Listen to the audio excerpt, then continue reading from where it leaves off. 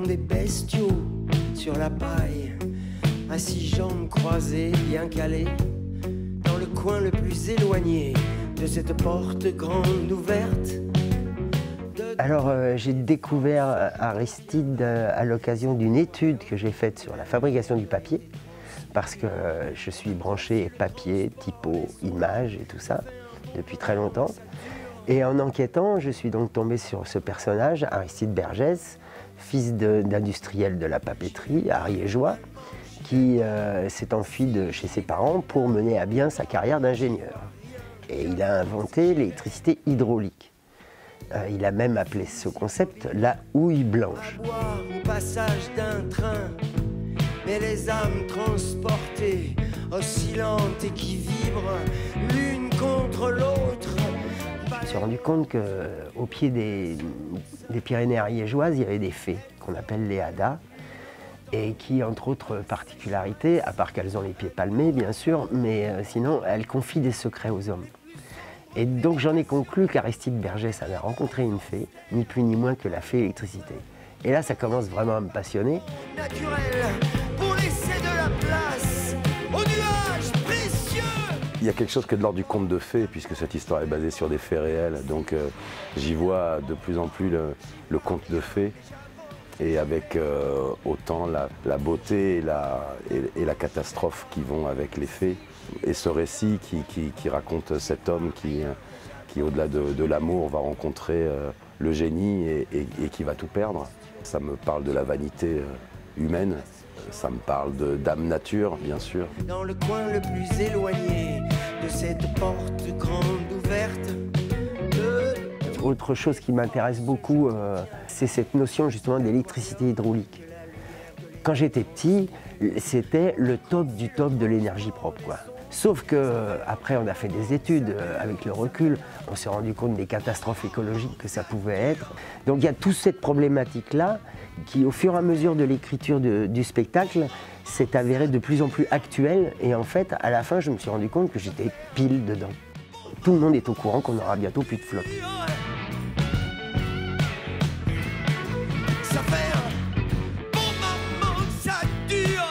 Et puis plus loin, ce rapport à l'homme aujourd'hui, et à l'industrie, et l'apport de la nature dans l'industrie, et en même temps comment des idées géniales peuvent devenir dangereuses, et à quel endroit le progrès peut aussi emmener vers des formes de déchéance.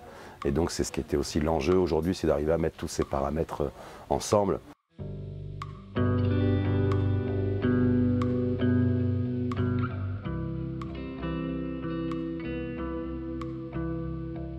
C'est pas du théâtre, c'est pas un spectacle musical. Moi, ça me plaît bien qu'on dise que c'est de l'opérette. La mélancolie décorative. Je raconte des histoires incongrues et je les mets en musique, et ce que j'espère, c'est que ça soit populaire. Cette piscine hibernante qui est remplie de soupe. Et déjà, la mousse envahit les cours, mettant en jeu la vie de nos tennismen, leurs épaules tendues comme du bois.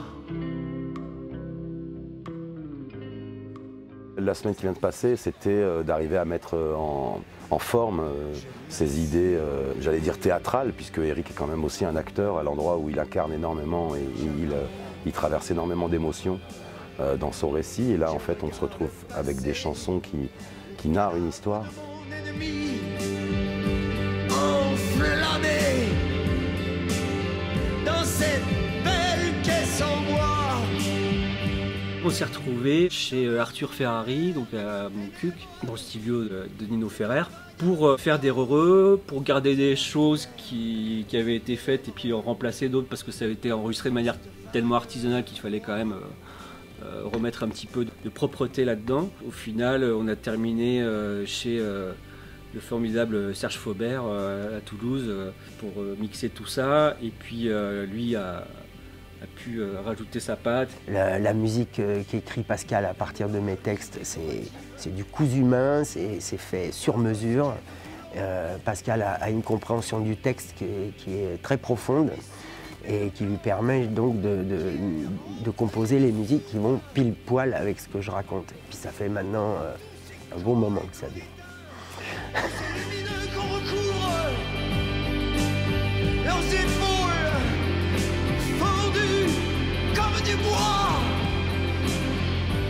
On est deux au départ. C'est Pascal Maupeux qui a fait la musique et moi. Et puis viennent s'ajouter les complices de Pascal, qui sont Nicolas Lemoulet et Colin Neveu, basse, batterie, qui sont de Tours comme Pascal, et Loïc Laporte qui est d'ici, de Toulouse, et qui faisait déjà partie de La Reine et leurs enfants. Il y a Enzo à la lumière, qui est un jeune lighteux et qui a accompli des exploits. Et puis Johan qui est au son et qui a travaillé avec le Cercle du Tympan, ce qui n'est pas une mince affaire.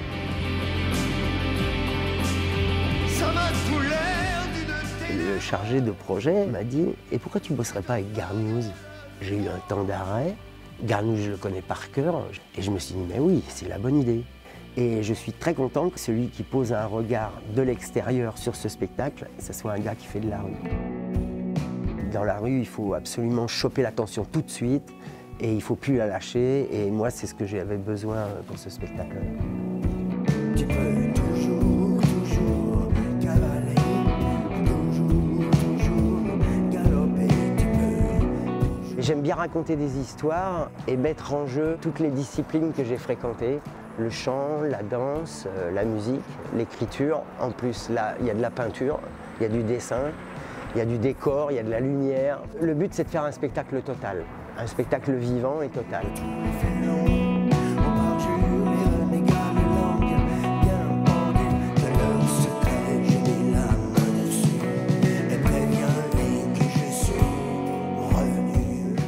Une partie de la narration va être sous forme de croquis présentés, grandeur nature, que je vais faire sur place.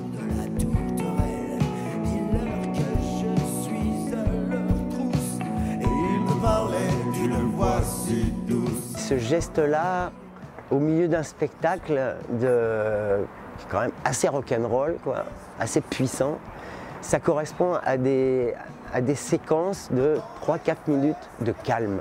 Ça fait un effet terrible de passer d'un état à l'autre, d'une grosse excitation, et tout d'un coup, il faut tout poser, prendre un pinceau, un peu de peinture, et la dessiner.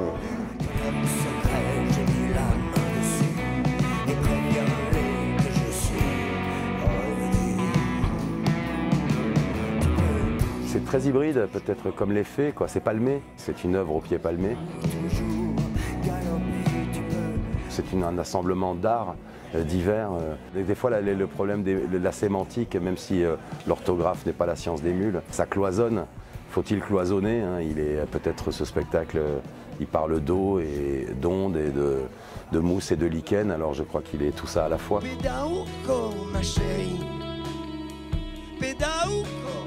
Il y avait ce fantasme de faire le long morceau, quoi. Moi j'ai été marqué par, je sais pas, King Crimson, Pink Floyd, où il y a des disques, où il y a des plages musicales qui durent un quart d'heure, toute une face, et puis on s'est dit, mais un jour il faut qu'on fasse ça, quoi. C'est ça qui a un peu guidé finalement le projet. Au fur et à mesure du spectacle, on le voit se fabriquer.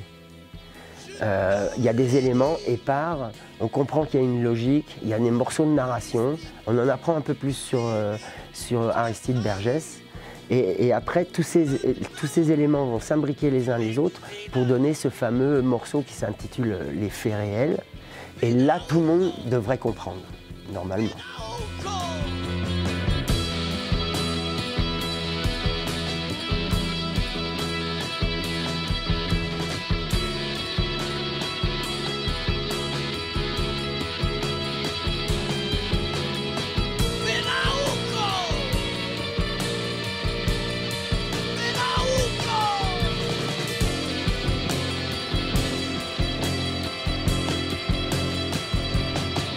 Je m'écroule dans le bruissement des êtres, je disparais.